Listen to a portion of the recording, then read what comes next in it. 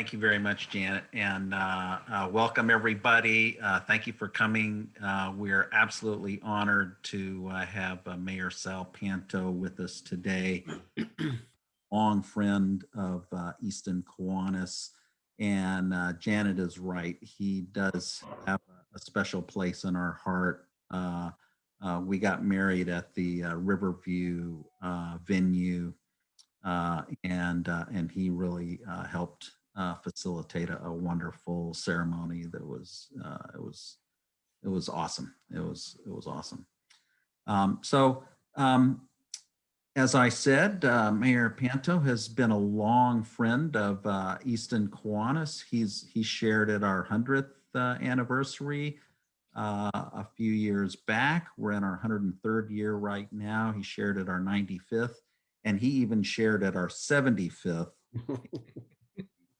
28 years ago.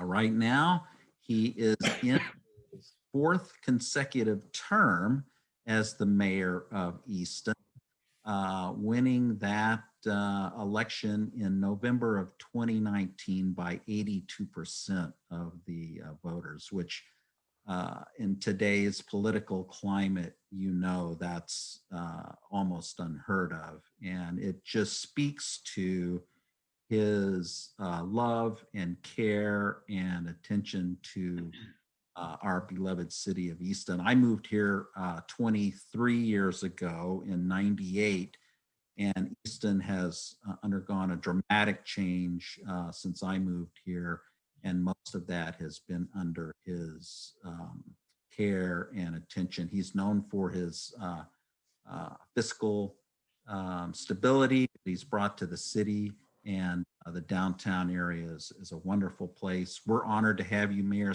Panto, and we're looking forward to hear what you have to say to us. Well, thank you very much for that very generous and kind introduction, President, Madam Janet, and all the members of the Kiwanis, because you guys are the ones that do the real work in our community.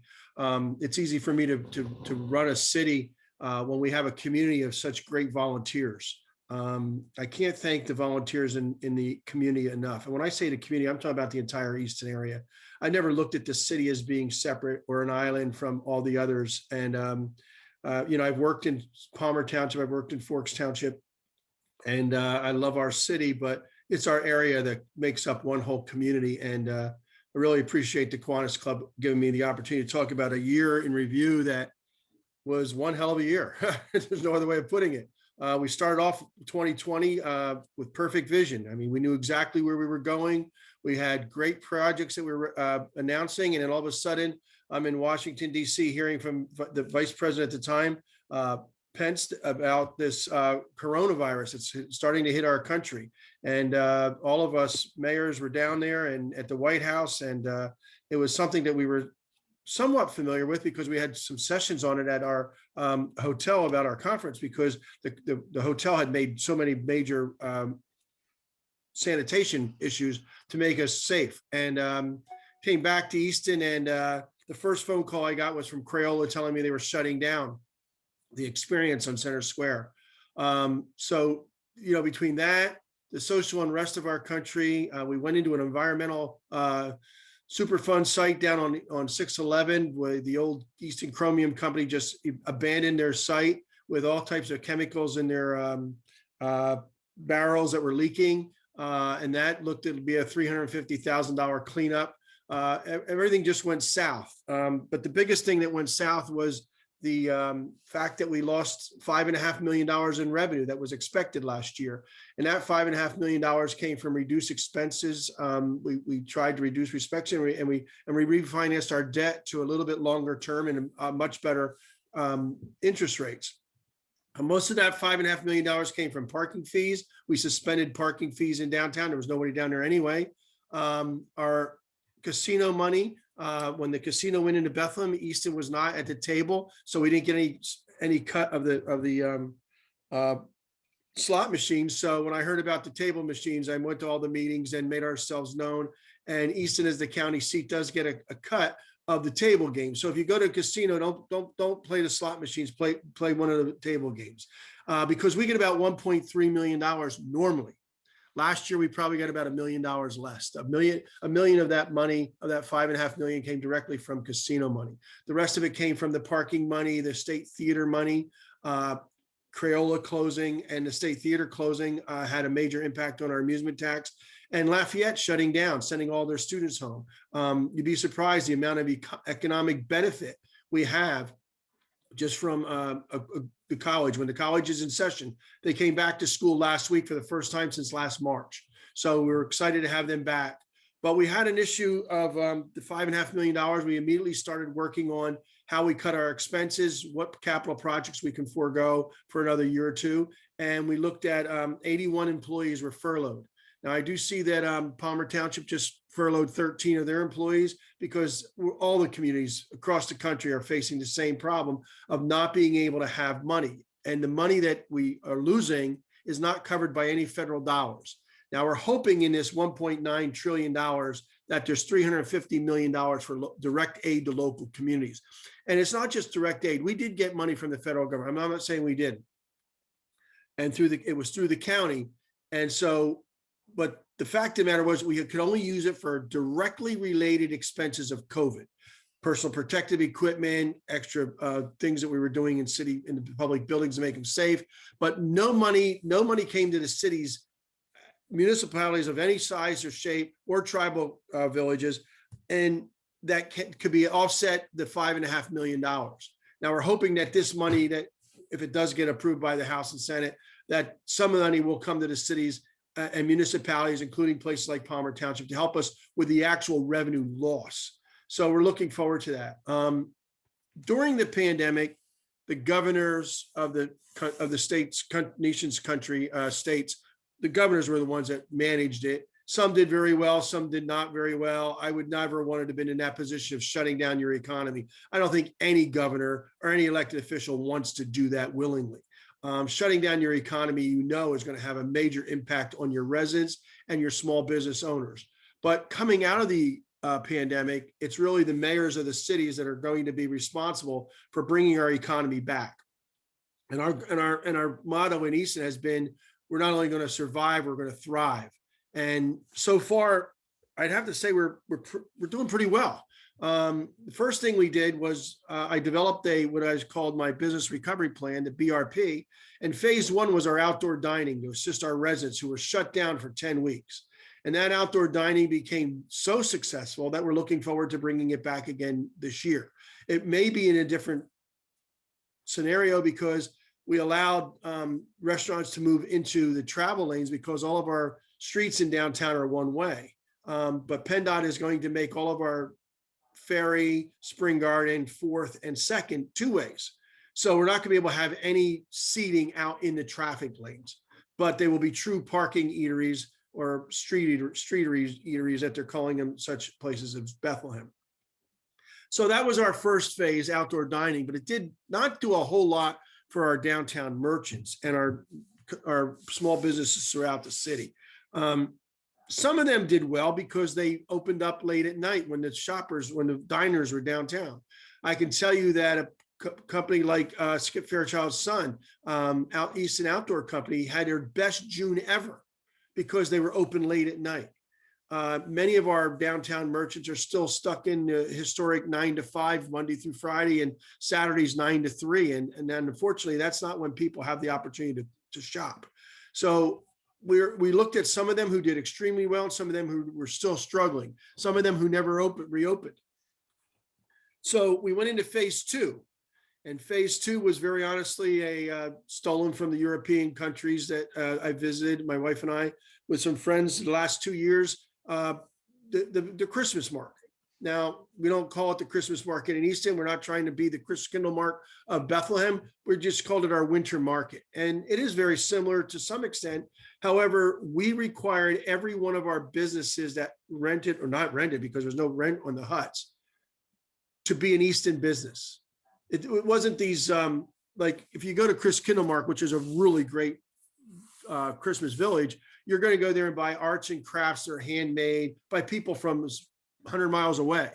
This winter market was meant solely for the Easton businesses And we've done, many of them did extremely well. All of them did well, but some of them did extremely well because we paired that not only with some entertainment, but with an ice skating rink. Now, what we found out was that ice skating rink was too small. So we are looking already at next year. We're hoping to be out of COVID by then, and where we'll be able to set up the village a lot better than what it is this year, because we had to have fronts meeting back so that we didn't have people piling up too close to each other. We were socially distancing. We had them spread out further than we wanted to. But we also realized that our skating rink was too small. And during COVID, the skating rink was marketed to say we could handle 70 people. So we never had more than 30 to 35 people on it for social distancing. So next year, we're going to add 50% to that rink. It was a huge undertaking that we put together in 4 weeks, and it was very successful. It saved many of our downtown businesses. I can tell you that there's at least a half a dozen that I know of personally that I've talked to that people have thanked me and the city, because without the winter market, they would be closing at the end of last year. Places like the Easton Antique Emporium, he told me they were so busy they had to bring in extra help. Smartivities, which is an art supply store, they did not only really well at their winter hut, but also right across the street, they were able to send people to their brick and mortar store. Sweet Girls, Easton Baking, Porter's Pub. Actually, 3rd and Ferry Street was able to contribute $10,000 to the State Theater. What they did was they had certain percentage of their profits went to the state theaters, 30%, plus $1 per drink from the 2 primary liquor companies that were supplying the liquor. So we had, that was nice. That not only that, but the State Theater was there to sell their gift cards to help them through this pandemic as well. So the winter market was very successful. We expect to do it again next year. As a matter of fact, we have a substantial budget that we're already working on. We hope to increase the number of 10 huts by at least 10, and we'll bring back the skating rink, et cetera. So we're looking forward to that. One other thing, sidebar from the pandemic, but probably not too far from it. You may have been seeing and hearing about the water plant tampering, the hacking in of a water plant down in a small village outside of Tampa in Florida. I want you to know that our water plant security is quote unquote non-hackable. We are well aware of those types of facilities. Ours is protected by fenced in gates, both our water plant and our wastewater plant. But I wanted you to know that that's the type of cyber hacking that we need to be concerned about. And that came up this week and in our discussions with staff. And, you know, you just never know where these things are going to come out of in the middle of this pandemic. So there's a lot of good news that I want to share with you. We did balance the 2021 budget again without a tax or fee increase. We've held the line on taxes for 12 years.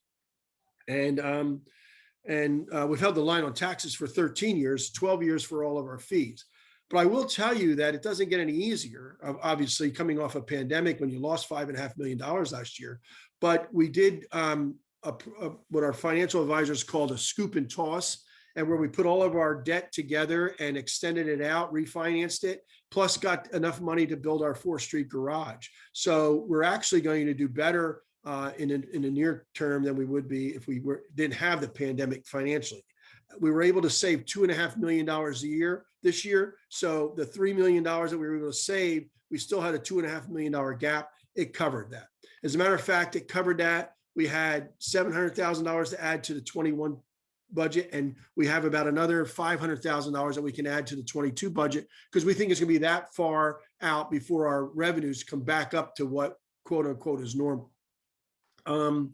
We take the position very honestly in City Hall, which is it's somewhat controversial, not very controversial, but it's somewhat controversial. We believe that we need to expand our economy, not overtax the people that are here. That gets met with, you're too pro development, the city's going in the wrong direction. We will always be a small city, not only the smallest city of the 3 cities in Lehigh Valley, we're even being outpaced by Whitehall Township. But the fact of the matter is we're not going to ruin the small city European charm that we have in downtown and in our neighborhoods, but yet we also know that we need to grow the economy. We used to have 35,000 people in the city of Easton. We had 8,000 more taxable properties. We don't have that today. Urban renewal just wiped out our heart, and we need to bring it back. So your income, your expenses in the city are always going to go up, whether it's healthcare, pension, or salaries. It's always going to go up. So how do you take care of that? You either take care of that by raising taxes or getting new taxes. And we believe very strongly that new taxes is the way we want to do. So we do push hard on our economic development and getting us back up to that over 30,000 population and somewhat closer to that $35,000 population, 35,000 population. Why?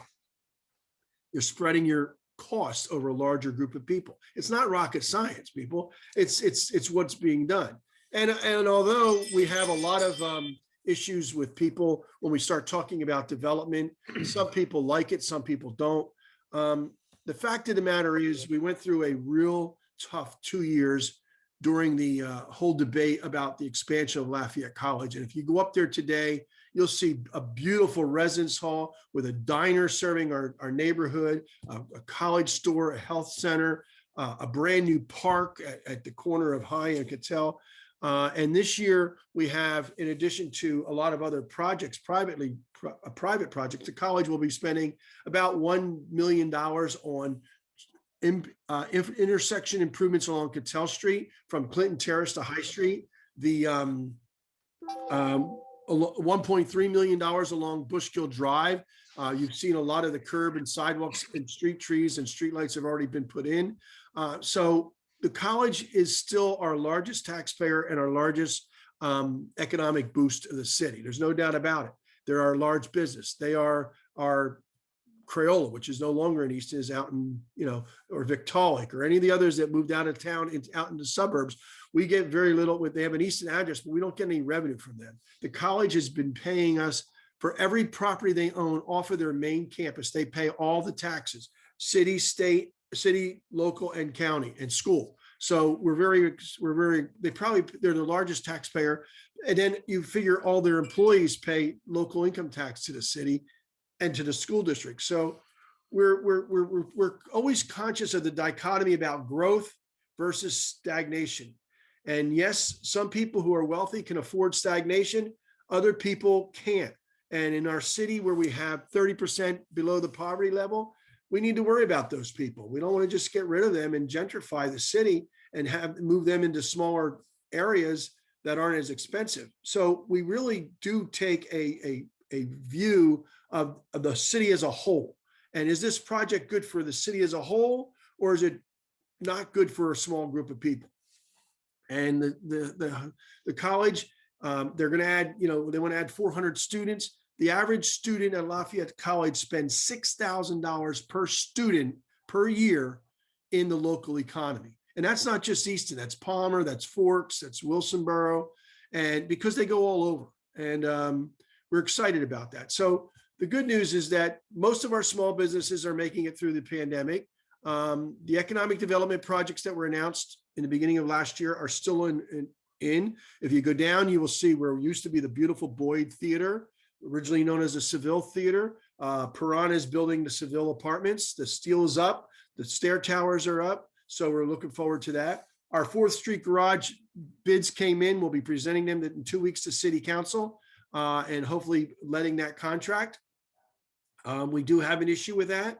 You'll probably hear about. We're looking at our top 2 developers, 2 contractors. Neither of them have never done work for the city. So we're looking at both. They're only 200 on a $15.3 million project. They're only $200,000 apart. One has a great reputation. One doesn't. Naturally, the one who has the $200,000 more is the one that we'd like to go with, but we got to go through, as Bill was talking about in the chit chat section, we have to go through this, and we got to make sure that we don't put the city in some legal maze that hurts us over the next 10 years of more money being spent on litigation. And we'll go with whichever one the lawyers and engineers believe we should go with. But the fact of the matter is, we hope to start that project. We'll let the contract in April of this year. It'll take 12 months for the structural concrete to come. It's obviously, if you looked at the old garage, the way it went up, almost like a Lincoln Logs. The same thing is, it's designed and pre-built, and then it comes together like a erector set. They just use cranes to put it together. So we're looking forward to the 4th Street Garage. Probably one of the most controversial projects is the Benner project. The Benner family, who's done work in Bethlehem, is doing the one right behind the BB&T Bank building on Ferry Street. It's certainly not what I would expect to be there. It's ultra modern. It's on a very small parking lot. When they originally came to me and I supported it, it was taking down the old BB&T building and building on the corner is where I believe that the building should be. But it's moving forward. The Commodore project is one of our favorites down on the 100 block of North Hampton Street. It's an iconic building that'll be coming into the city from New Jersey. It is still it's still moving forward. They hope to break ground in April. 185 South 3rd Street. We'll probably get some grief on this, but we bought it for $6 million and we have it under agreement of sale for $3.5 million. And that $2.5 million worth of money is expected to come back to the city within 3 years. Our return on investment on a $70 million project, it's going to have 300 apartments. The average person making well over $50,000 a year, that money coming to the city, we should get our return within 3 years. So we're looking forward to that. But we know there will be some people who will complain about it. But that's exactly what urban renewal did back in the 60s, when we just tore down things, paid a whole lot of money, and then sold it to people for $1 a square foot. The other one that was just announced this week was Watermark. It's on the Governor Wolf parking lot. It's 300 apartments built up on top of a podium, just like 185 South 3rd Street.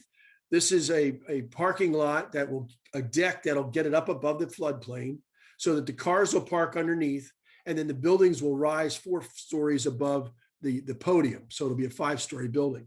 185 South 3rd Street is doing the exact same thing to get it out of the floodplain. But there's also some great things going on in our neighborhoods that oftentimes gets missed, and that's unfortunate. In our South Side neighborhood, for example, if you went over by Cheston School, we have not only a brand new Cheston School, but the other 2 corners of that property are also being developed. The old Black Diamond is finally coming down.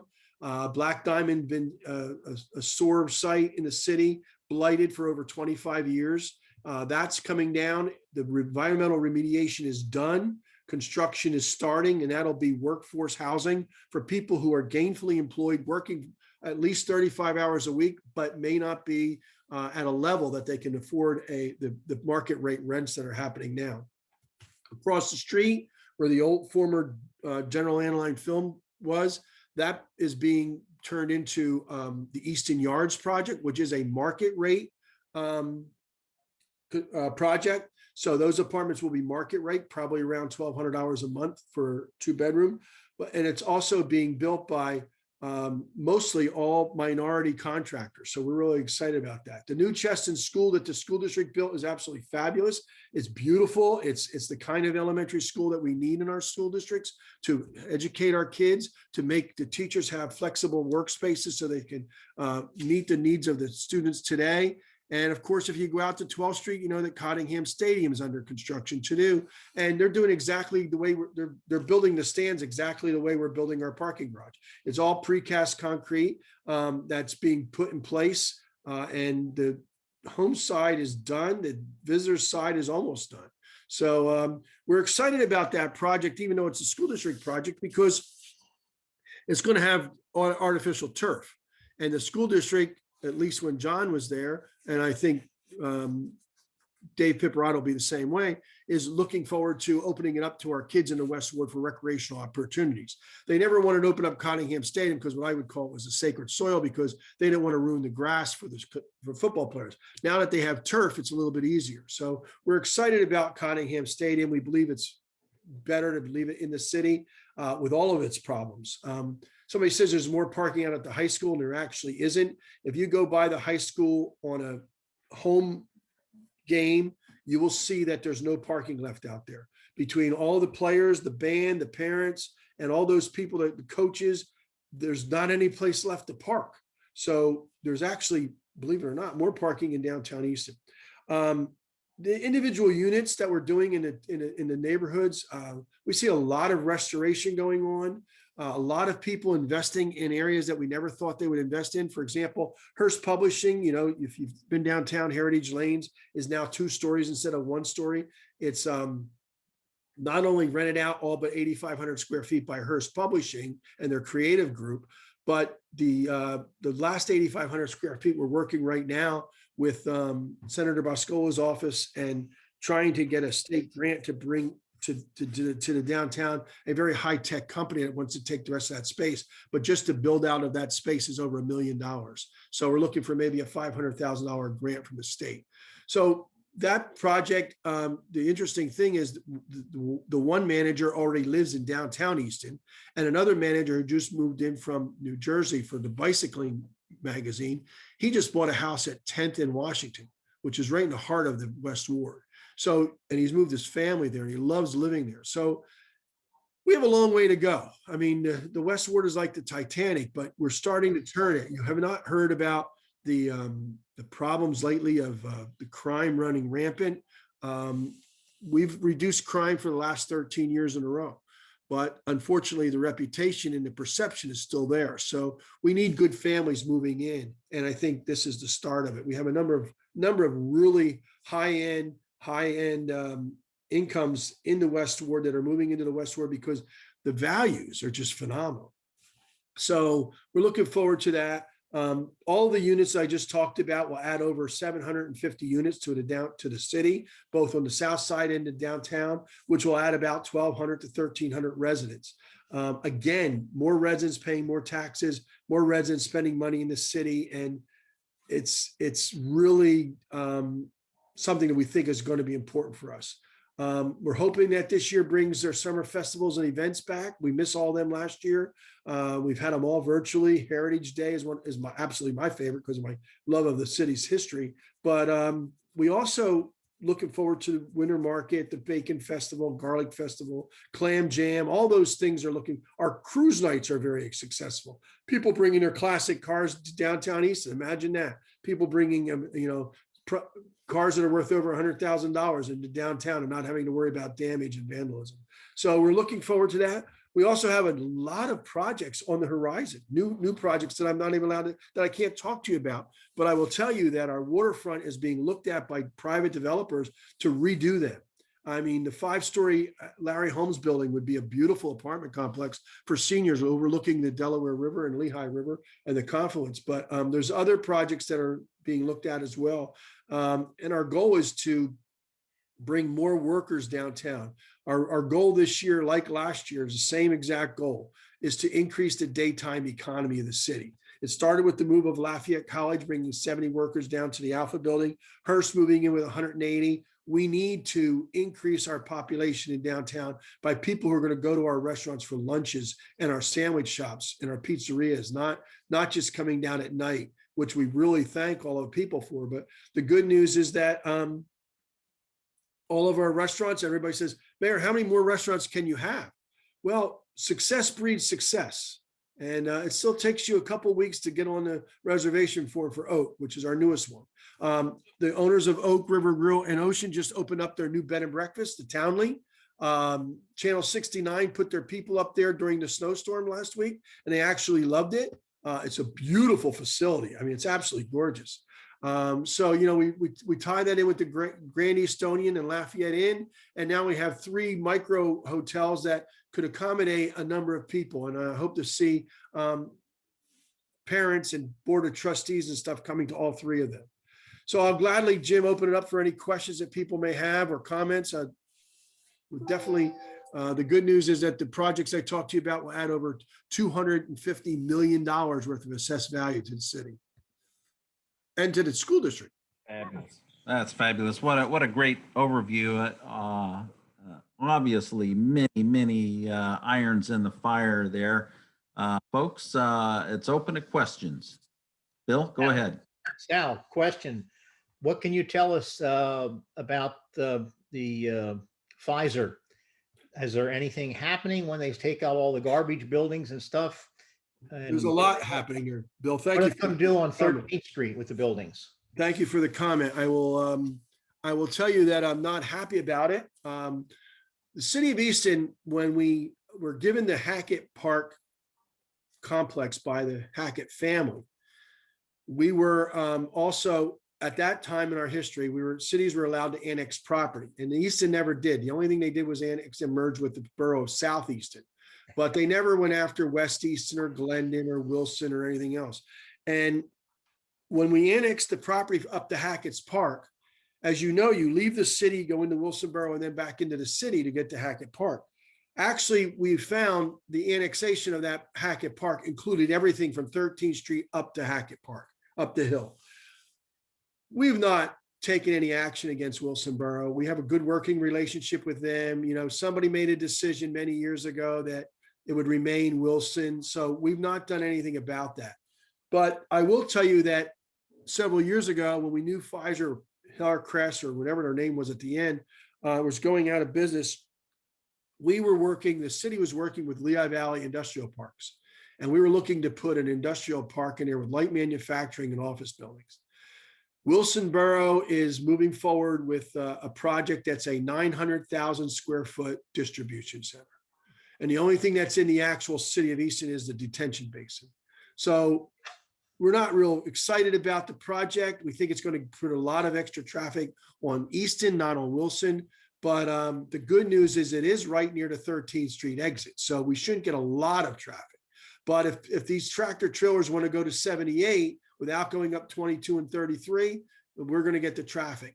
The good news is right now we are in conversations with the owners of the Harcross plant.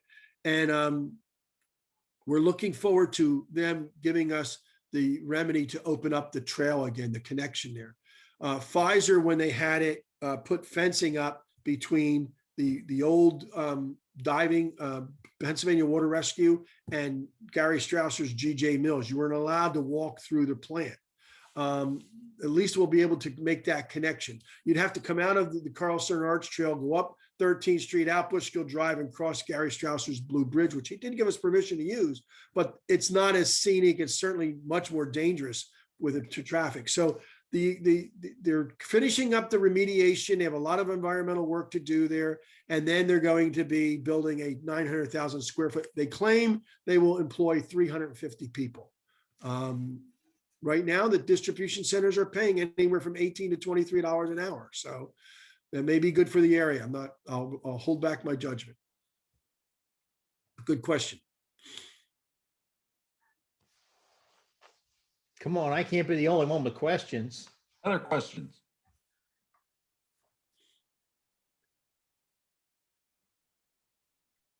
Ken's trying to talk. Ken, you're on mute. And unmute yourself. When the bill was going up, I know you planned on parking for at the 4th Street lot, but why was there not some requirement that they provide parking right there for the tenants? I guess the whole idea of downtown development, infill development, is to use the whole facility. There is, I think, 8 or 9 spaces for drop off of groceries and things like that. But that's what the project they came to us with. I was just worried that they're going to end up using the spots that other people are going to need at that 4th Street lot as well. What's the capacity of that going to be? We're actually building that garage. They've paid $1.3 million they paid $1.3 million for the Boyd lot to the city. We're actually using that money to build an extra 100 spaces for them. Park in the driveway. The issue there is going to be, it's a 500 and some car garage. It's actually replacing our Pine Street garage. We're hoping, again, this is in the future, in the next 6 months, you'll probably read about a proposal for the Pine Street garage has to come down. It's just outlived its useful life. We're spending hundreds of thousands of dollars a year just to keep it safe for people to use. We expect, and we've done requests for proposals already 3-4 years ago, and we know what the developers are looking at. And what we're looking at is actually buildings on 3rd Street and with the parking garage behind it. So we know it's going to be a smaller garage. We want that garage to be built to handle the 2 new buildings or 3 new buildings, whatever's built on 3rd Street, plus the overflow from the Crayola factory, the Crayola Experience as it's called now. So with the number of units going up in the city, we do need a 500 car garage. Originally, we thought the 4th Street garage would be 350 cars. It is now 500 car garage. It's a full-fledged garage, and we need that. Hearst will be taking most of the City Hall garage behind us, so that should become cost effective. But the fact of the matter is, what we really need is commuter rates. And we're looking at that because what we really want to do is encourage the people who work during the day to park in the garages at night for a reduced rate. And we've got a lot of work to do on parking downtown, as everyone knows. We get criticized for building parking garages for the private sector, and that makes a lot of heyday. But the fact of the matter is, I will tell you right here on this phone call, we make about $1.5 million a year on parking. When you put everything together, it's the meters that help pay us, though. It's not the parking garages themselves. So when you're offering a parking space guaranteed to people for $30 to $70 a month, that's a really minimal rate. It's a lot lower than Allentown and Bethlehem, but yet we know that raising that is not going to help. Excuse me. So the parking, we talk about the P word in our meetings. It becomes a 3-hour meeting because there's no solution. Easton, we need growth, and that growth requires parking. And people can talk about electric cars and automated cars driving and all this stuff, the Teslas of the world. The fact of the matter is that is the future of the United States, of the world, but it's not the immediate future of the city. And we have immediate needs right now. Mayor, is there anything happening with the former police station there where the Northampton Community College branch was there at 25 South 3rd Street? Good job. Good question, Walter. We actually took the building on the other end of the police station. We're in negotiations with a firm for hopefully only 4 months, 5 months, but maybe a year to do COVID testing in downtown Easton. We don't have anyone doing COVID testing in downtown. Hopefully they'll be able to do vaccinations in the near future. They've applied for ability to do that, but the Pennsylvania Department of Health right now is not giving it to them. It's going after the health departments and the pharmacies. The one on the corner that used to be the police station, the community college did a great job of renovating it. We are working with the Ben Franklin Partnership to try to put someone in there for 2 years to do as a business incubator, So we're looking forward to that. But it's so short term that it has to be something like that. We're looking at giving them free rent if they agree to move in, to stay in the city once they move out of that space. But we're trying to make that space filled with employees again. And of course, in the middle unit is the Career Lake, which has been very successful downtown. John Kennedy has a question down there. Go ahead, John. Yes, Mayor. What are Easton's plans on renewable energies? Oh, good question, John. Thank you. One of my favorite things, I was chairman of the Environmental Steering Committee for the National League of Cities, and sustainability and resiliency is very important to me. And we've done a number of things. We're looking at, obviously, electric vehicles. That has not been made public yet. We're looking at LED streetlights. We're having a real problem with Med Ed because Med Ed will not pay for anything that's less than 10 years old, even though it uses less electricity. Right now, my problem with Med Ed is we pay $18 per light per month, and many of them are not even on. They're burned out, and they're not fixing them. So they're tariffed. They're not metered. So, and unfortunately, Vic Dennis isn't there anymore, Vic. But I got a lot of lights out in a city that probably 100 lights or more that are out that I count all the time. But we're looking at working with Med Ed to go over to LED lights. If you notice, they put them into Wilsonboro and West Easton, where they had older light fixtures. Our light fixtures were probably coming close to 10 years. We put the high pressure sodium to give us more light. But we did with Med Ed, we did a trial on the 800, 900, 1000 block of Lehigh Street. We went to LED lights and didn't say anything. And no one complained about that it was not as bright or anything else as the yellow lights. We find that it's actually a better light, not only for the neighborhood, but it gives more light. So we're looking at LED lights. We're doing biomass down at the wastewater plant. We're taking the sludge and turning it into electrical energy to try to become self-sufficient down there. At the water plant, we've been doing major upgrades that reduces our energy costs. And also little things like our goal of planting 2,000 street trees in the next 5 years. We've already planted about 2,000 over the last 10 years. So we're looking at the environment from a lot of ways, not just from the normal electrical ways. We're looking at, for example, we did have to put onto City Hall. I didn't include it in my one fee.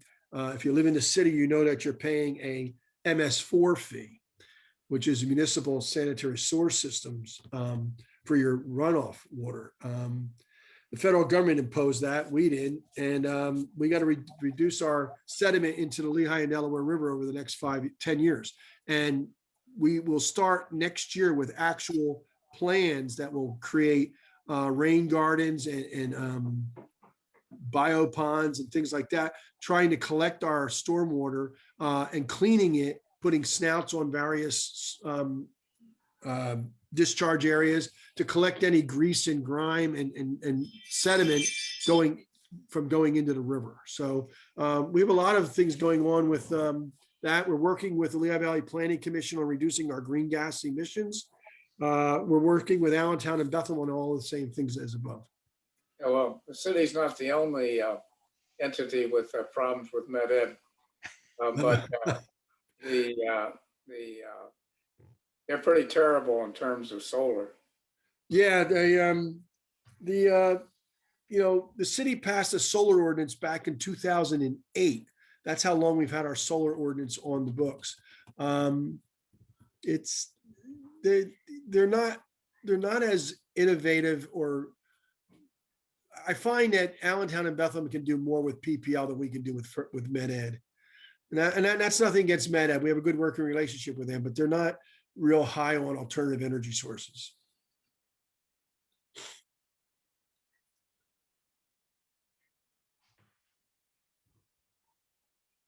Great overview there, Mayor. Any other questions for beloved guest? Well, it's great to have a mayor like you, Sal, that really is so energetic and initiates so much. That the city's been just an exciting place to live around. I live in Palmer, but I'm down in the city a lot, and it's because it's such a dynamic place. There's a lot to do there. There are a lot of cultural things there. The restaurants are great. Everything has really gotten so much better than when we moved up here from Philadelphia 30, 40 years ago. So. Yeah, we're very excited. I mean, it's a good time for the moon, the stars, and the planets all line up for Easton. The pandemic is pushing people out of the bigger metropolis areas into smaller communities like us. That unfortunately is driving up our housing values, which is good for those of us that own a house, but not good for us who are buying a house. We sold, as I said, we sold the 3 acres in downtown Easton for over $1 million an acre. We sold a Seville for $1.3 million, and that's just about an acre. We have the Easton Cafe just sold for over $2 million. That's the cafe in the building next to that. We have the Dunkin' Donuts, the Detweiler building on Center Square is up for sale for $2.6 million. So we have the value of our housing is going really high. Some of you may remember Dr. Bingley-Meyer, the dentist who lived on McCartney Street, who had a beautiful stone home that the college has finally, after 2 years of being vacant and blighted, they bought it and renovated it back into a single family home. And the good news is their son, Paul, who's been living in Lansdale, just bought a home in downtown Easton on Spring Garden Street for over $500,000. So we're excited about what's going on in Easton. But it wouldn't happen with people like you, Ken, working at the Siegel Museum and helping out with the Historical and Genealogical Society. Those are important parts of our cultural amenities that people come to town for. I know Helene Sickles anxious to move downtown. She's been trying. I know. She's been looking for it all for a long time, but she's want that indoor parking. That's the thing that's held her It's back. indoor. She was one of the people who was buying the top floor of the Heritage Building when it was going to be condominiums. Right. We have a condominium project that's on the drawing board. Hopefully it'll come about for her. I could ask 100 questions of the mayor because there's so much he's covered. But what I would like to ask you about is, Ken mentioned, you know, the performance you have had as mayor.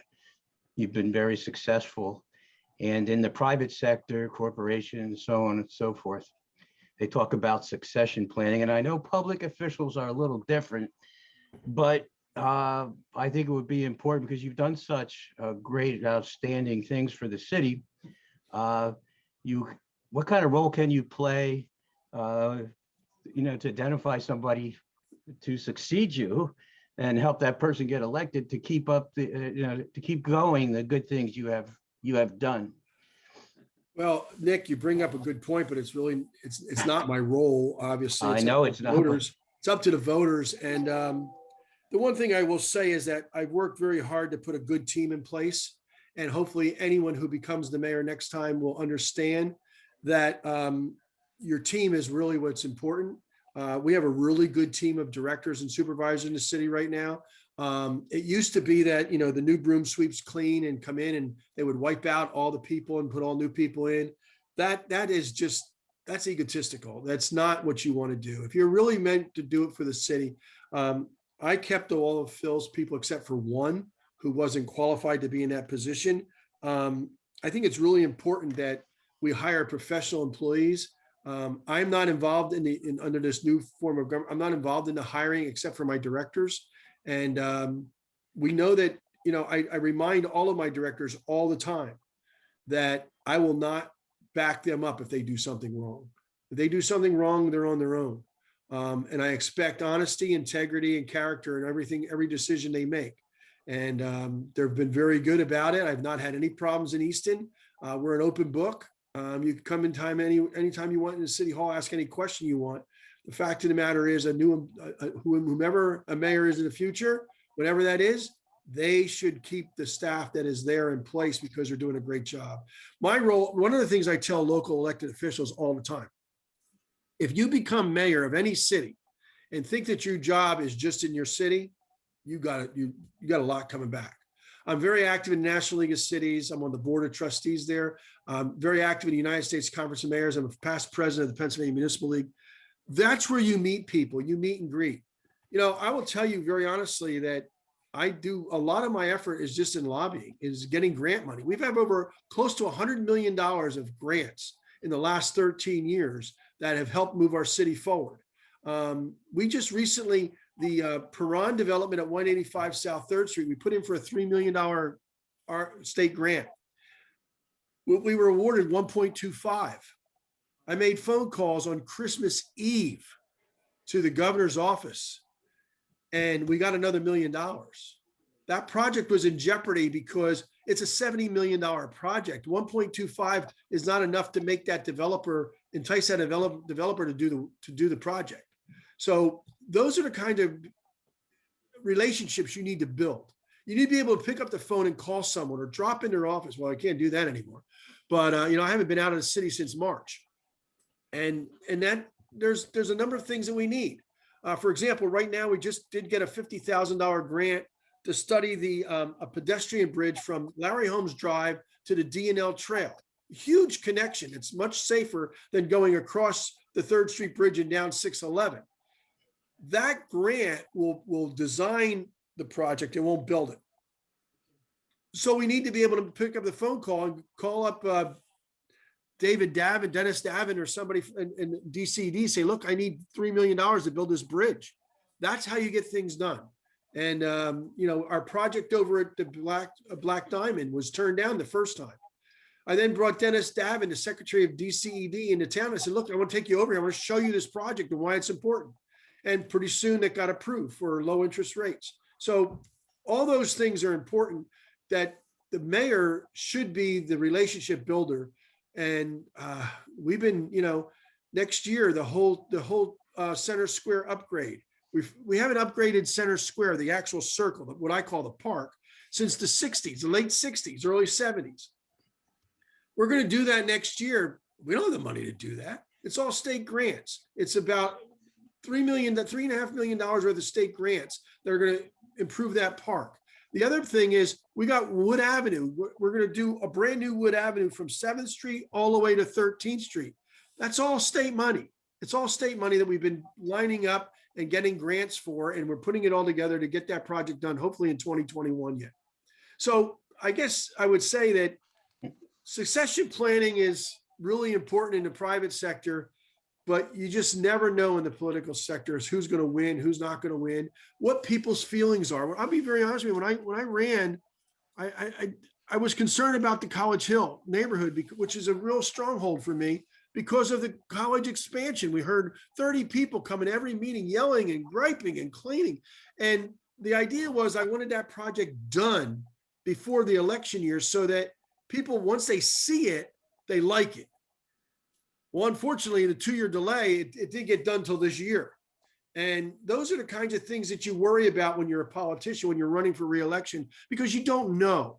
What are the people really thinking? No one's telling you the truth. They're telling you what you want to hear. And what you really want is the truth. And hopefully we've listened and we try to react to people to do what they think is the best for our community, because it's not my decision. It's everyone's decision. It's not my city, it's our city. And you guys have been a real big player in that. And I appreciate all the work that the Easton Kiwanis Club does for our city and our own community. I just want to take this opportunity to thank you for coming on today. You are just a truly amazing leader and somebody that I personally look up to. You have never turned us down. I'm part of other organizations, and your hand is always raised and willing to make those speeches and really hone in on the issues that are of very much importance to me and the community. So I want to say thank you, and I know James will finish up, but I just want to personally say we look forward to working with you with the Police Officer of the Year award. The event, I think that's really important for them to have that this year and to do something in a big way from the community and from Easton Kiwanis. And so we really appreciate that. That is a great award, and they do deserve it. It's getting harder and harder to find police officers. I just want to thank you, Mayor Panto.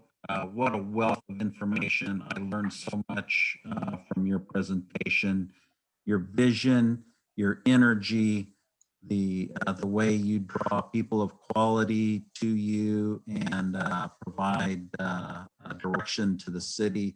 It shows in walking downtown and everything. And I want to thank you so much for being here today and making that presentation.